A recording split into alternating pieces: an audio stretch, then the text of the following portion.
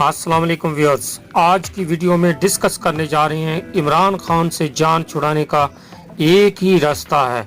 उनको किस तरीके से नाअहल करवाया जा सकता है, यही आज की वीडियो का टॉपिक है।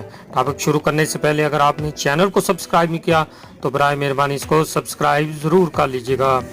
मुस्लिम लीग नून के रहनुमा और मेंबर कौमी असम्बली सरदार अयाज सादिक का कहना है कि इमरान खान को अदालत से नाअहल करवाया जा सकता है। मुस्लिम लीग नून के रहनुमा और मेंबर कौमी असम्बली सरदार अयाज सादिक का कहना है कि इमरान खान को अदालत से ही नाअहल करवाया जा सकता है। उन्होंने निजी टीवी चैनल से गुफ्तगू करते हुए कहा है कि अनकरीब वज़ीर आज़म इमरान खान के खिलाफ नए केसेस सामने आने वाले हैं।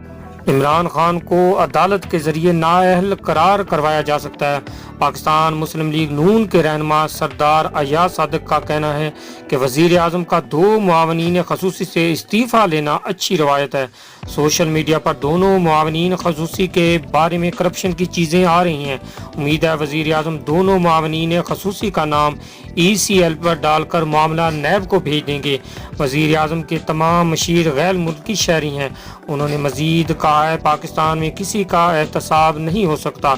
तमाम मशीर सूट केस लेकर पाकिस्तान आए और सूट केस लेकर वापस चले जाएंगे।